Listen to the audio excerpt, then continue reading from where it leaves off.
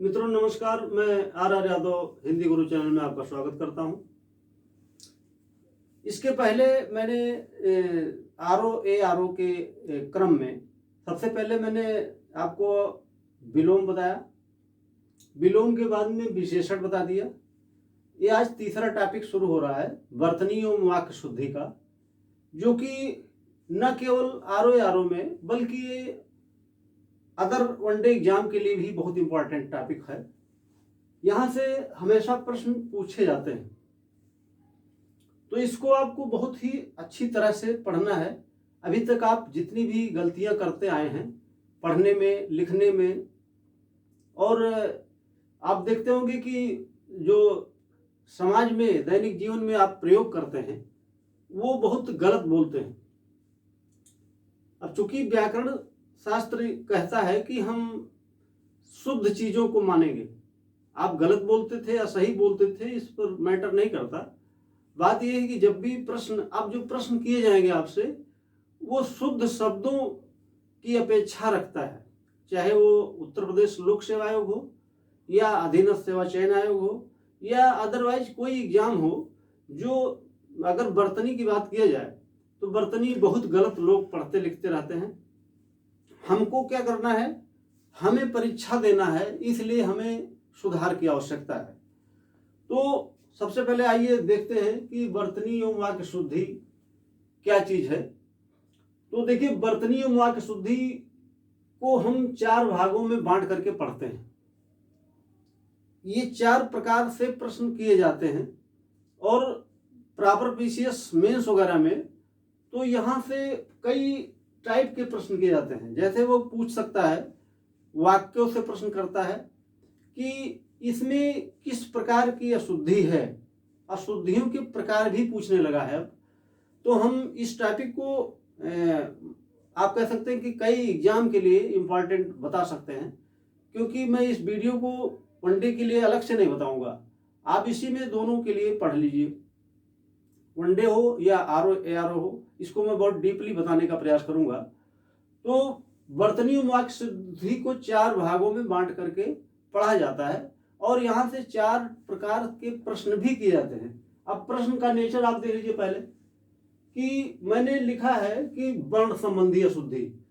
तो वर्ण, अभी आप वर्णमाला पढ़े थे, अभी मैंने वीडियो में मैंने वनडे के लिए वर्णमाला डाला है, संधि डाला है। तो वर्णमाला में आपने वर्ण पढ़ा, वर्तनी पढ़ा, स्वर व्यंजन पढ़ा, उससे आपको स्वर और व्यंजन के बारे में ज्ञान हो गया होगा। तो जो वर्तनी है उसी को हम मात्रा कहते हैं। और जो वर्ण होता है, वर्ण 2 प्रकार के होते हैं, एक स्वर होता है, एक व्यंजन होता है। तो जो स्वर होता है उसी से मात्रा बनती है। तो आप देखिए, जो वर्ण है उसको 2 भागों में बांटा मैंने, एक वर्तनी है, एक वर्ण है। और एक प्रश्न भी बना दिया गया आपके लिए कि निम्नलिखित में कौन शुद्ध है। ये जो निम्नलिखित शब्द लिखे गए हैं, इसमें से आपको बताना है कि कौन शुद्ध है। तो एक बार आप थोड़ा सा देख लीजिए कि क्या ये सही है, इसमें से कौन सा उत्तर सही है, ये आपको बताना है। तो जरा 1 मिनट आप देख लीजिए कि बता सकते हैं, अपने दिमाग को चेक कर लीजिए। तो देखिए, इसमें से मैं आपको बता देता हूं कि सन्यासी शब्द गलत है। ऐसे तो देखने में सही लग रहा होगा, लेकिन ये गलत है। सही होने के लिए क्या करना पड़ेगा कि इसके ऊपर भी एक अनुस्वार लगता है। आप अनुस्वार समझ गए होंगे, मैं जिसको आप बोलते हैं चंद्र को पॉइंट, बिंदु, ठीक, ये अनुस्वार। अब ये सही हो गया। इसके बाद में ये सवाल, ये शब्द देख रहे होंगे तो ये शब्द गलत है। इसमें क्या करना पड़ेगा, ये बहुत इंपॉर्टेंट शब्द है, ये जाकर के अब सही हुआ। ये जो आप देख रहे हैं ये तालब्बी सा है, तालब्बी सा से सुरसा बनता है। इसके बाद महत्व, ये उत्तर सही है। महत्व ऐसे लिखा जाता है। वैसे तो आप जनरल व्यू में पढ़ते आए हैं, सामान्य रूप से आप पढ़ते रहते हैं कि महत्व ऐसे लिखा जाता है, जल्दीबाजी में आप पढ़ लेते हैं, लिख लेते हैं। लेकिन जब व्याकरण से प्रश्न किया जाएगा, सामान्य हिंदी से प्रश्न किया जाएगा, तब आपसे जरूर अपेक्षा की जाती है कि आप सही शब्दों को जानिए और सही शब्दों को लिखिए भी। तो ये शब्द इसलिए गलत है क्योंकि इसमें आ की मात्रा लगी है, अधीन होता है। तो अब ये जाकर के सही हुआ। तो आप समझ गए होंगे कि ये ऐसे प्रश्न बनाए जाते हैं। पहला तो पॉइंट ये है कि एक प्रश्न ऐसे बनाया जाएगा कि निम्नलिखित शब्दों में कौन शब्द सही है या शुद्ध है। एक टाइप का ये प्रश्न हो गया। दूसरा ये प्रश्न बना सकता हो कि कोई शब्द देगा, जैसे अभी मैंने यहाँ पर लिखा था ऐसे, तो आप देखेंगे कि मैंने यहाँ पर दंती सा लिख दिया था। अब ये शब्द गलत हो गया है। आपसे ये पूछा जा सकता है कि इस शब्द में किस प्रकार की त्रुटि है, इस शब्द में किस प्रकार की त्रुटि आपको दिखाई पड़ रही है। इसमें वर्ण की समस्या है। जो वर्ण होना चाहिए, व्यंजन जो है, ये व्यंजन गलत लिख दिया गया है। तो व्यंजन को आप वर्ण भी बोल सकते हैं। तो ये वर्ण संबंधी अशुद्धि के अंतर्गत आता है। इसीलिए मैंने इसका दो पार्ट बनाया है। देखिए, एक वर्तनी बनाया है, एक वर्ण बनाया है, लेकिन ये दोनों मिला करके वर्ण के अंतर्गत आते हैं। तो ये क्या हो गया, आपसे पूछा जा सकता है कि ऐसे ऑप्शन दे देगा, वर्तनी भी ऑप्शन देगा, और भी ऑप्शन वो दे सकता है, 4 ऑप्शन बना देगा। पूछेगा किस प्रकार की अशुद्धि है, तो आपको इसका उत्तर देना है वर्ण संबंधी अशुद्धि है।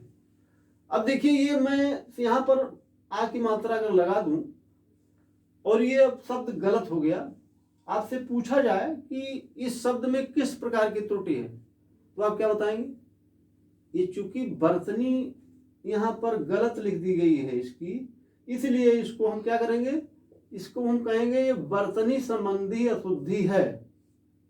अब आप समझ गए होंगे कि मैं क्या कहना चाह रहा हूं कि वर्तनी और वर्ण में क्या अंतर है।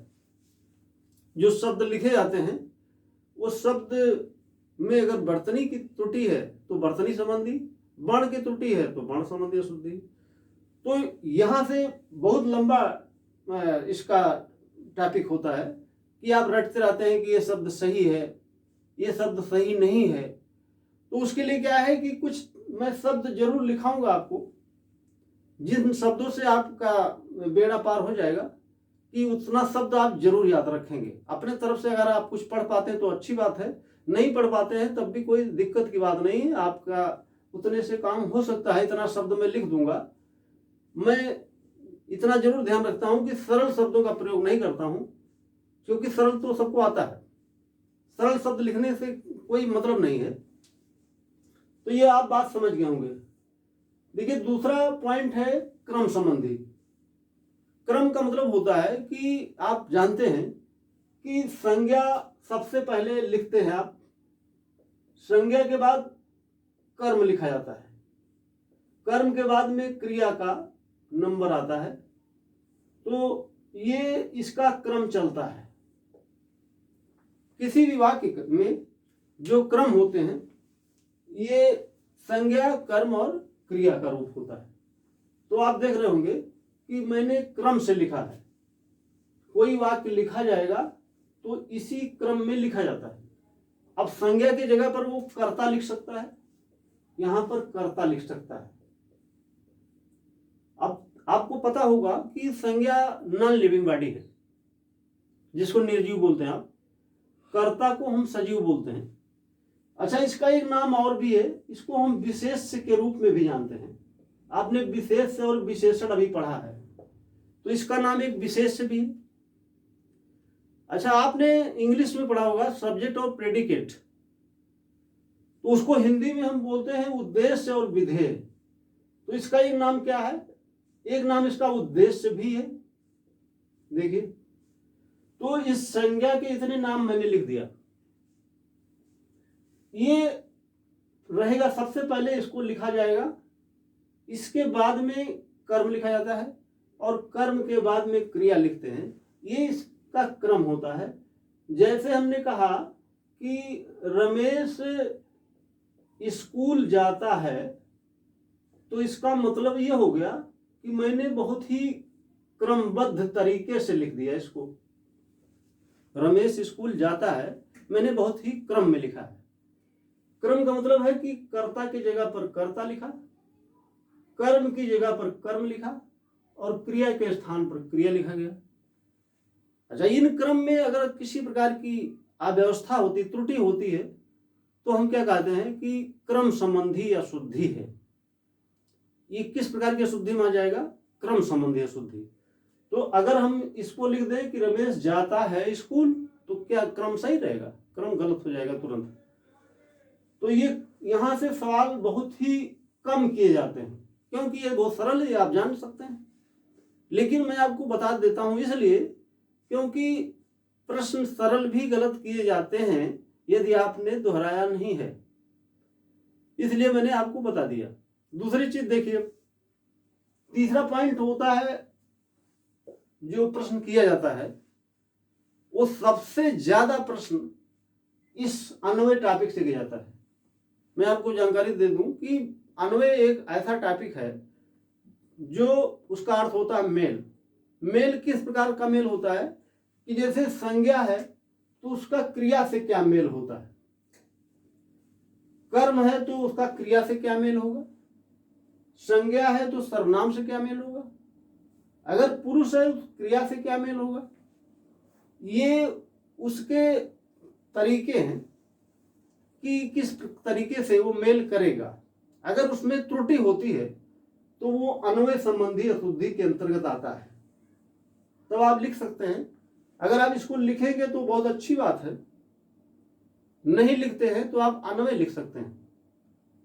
इसके बाद में ये हमेशा बहुत ही मतलब यहां से काफी प्रश्न किए जाएंगे आपसे, जो वाक्यों से प्रश्न किए जाते हैं कि निम्नलिखित वाक्य को शुद्ध करिए, या निम्नलिखित वाक्य में कौन वाक्य शुद्ध है, या निम्नलिखित वाक्य में कौन वाक्य अशुद्ध है। तो यहां से काफी प्रश्न किए जाएंगे आपसे, यहां से प्रश्न सबसे ज्यादा और यहां से प्रश्न, कुल मिलाकर के जो इसमें दो टॉपिक हैं, यहां से सबसे ज्यादा प्रश्न किए जाते हैं। चाहे वो आरओ एआरओ हो, चाहे वो एसआई हो, चाहे लेखपाल हो, चाहे वो जिस प्रकार का उनके एग्जाम हो, वो हर एग्जाम में यहां से प्रश्न आपको मिल जाएंगे। और बर्तनी आपको का पीछा नहीं छोड़ सकती है अगर आप उत्तर प्रदेश का कोई एग्जाम देते हैं। क्यों? क्योंकि ये बहुत ही इंपॉर्टेंट टॉपिक है। इसके बाद में देखिए, मैंने एक पॉइंट और यहां लिखा है, वाक्यगत प्रयोग। वाक्यगत प्रयोग का मतलब होता है कि जो भी हम वाक्य में कोई चीज प्रयोग करते हैं, क्या वो व्याकरण के दृष्टिकोण से शुद्ध है। तो जैसे बहुत सारे शब्द मिलते हैं, जैसे मैं अभी शब्द वाक्य लिख दूं तो आपको लगेगा कि ये सही है, देखने में वो बिल्कुल सही लगेगा, लेकिन वास्तविकता में वो गलत रहेगा। तो जरा आप अपने आप को चेक कर सकते हैं। मैं एक उदाहरण के माध्यम से बताना चाहता हूं कि जैसे लिखा जाए कि आज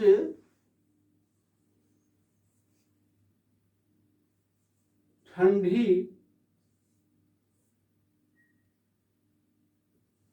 प्रचंड पड़ रही है। आज ठंडी प्रचंड पड़ रही है, ये मैंने वाक्य लिख दिया। तो आपको देखने में लगेगा कि वास्तव में वाक्य तो सही है, लेकिन वाक्य गलत है। ये वाक्यगत प्रयोग के अंतर्गत आता है कि हम जो वाक्य प्रयोग कर रहे हैं क्या वो सही है, शुद्ध है। ये कठिन प्रश्न के अंतर्गत आता है। अब देख रहे होंगे, जब आपने संज्ञा सर्वनाम पढ़ लिया, विशेषण पढ़ लिया, विलोम पढ़ लिया, तत्सम तद्भव पढ़ लिया, तो तब तक आपको जानकारी हो जानी चाहिए कि इस वाक्य में कहां पर संज्ञा है, कहां पर कर्म लिखा गया है, कहां पर विशेषण लिखा गया है, कहां पर क्रिया है। तो आपको वाक्यों में ये सब चीजें जो व्याकरण के पार्ट हैं वो आपको समझना चाहिए। तो जैसे ये आपको पता होगा कि क्या लिखा गया है, ये मैंने संज्ञा लिखा है, ये क्या लिखा गया है, ये विशेषण लिखा गया है। ठीक, ये क्या लिखा, ये सॉरी, ये क्या है, ये भी संज्ञा है। ये क्या है, ये विशेषण है। ये क्या है, ये क्रिया है। तो ये वाक्य वास्तव में गलत क्यों हुआ? क्योंकि विशेषण हमेशा विशेष के ठीक पहले होता है। तो हम क्या करेंगे, यहां पर सबसे पहले हम विशेषण लिखेंगे, तब ये वाक्य सही होगा। आप ठंडी क्या है, विशेष्य है, और विशेषण क्या है, प्रचंड है। अब ये वाक्य सही हुआ। तो ऐसे वाक्य को हम क्या कहते हैं, ये वाक्यगत प्रयोग के अंतर्गत रखा जाता है इनको। अच्छा, दूसरी चीज की, जैसे कुछ ऐसी भी त्रुटियां मिलेंगी आपको कि जो जहां पर प्रयोग होना चाहिए वहां पर नहीं होता, वो इसके अंतर्गत रखेंगे। तो कुल मिलाकर के ये मेरे टॉपिक हैं जो हम लोगों को पढ़ना है। इसको पढ़ने के लिए क्या करेंगे कि हम क्रम से पढ़ लेंगे। तो सबसे पहले हम पढ़ेंगे जो कठिन शब्द हैं, जो शब्द आपको बहुत परेशान करते हैं कि कौन सा शब्द सही है या शुद्ध है। सबसे पहले उन शब्दों को हम पढ़ेंगे। तो चूंकि हम सबसे पहले कल से वीडियो जो मेरा बनेगा वो वर्तनी से रहेगा, और आप वर्तनी सही कर लीजिए। इसके बाद में फिर आगे पढ़ेंगे। तब तक के लिए धन्यवाद मित्रों।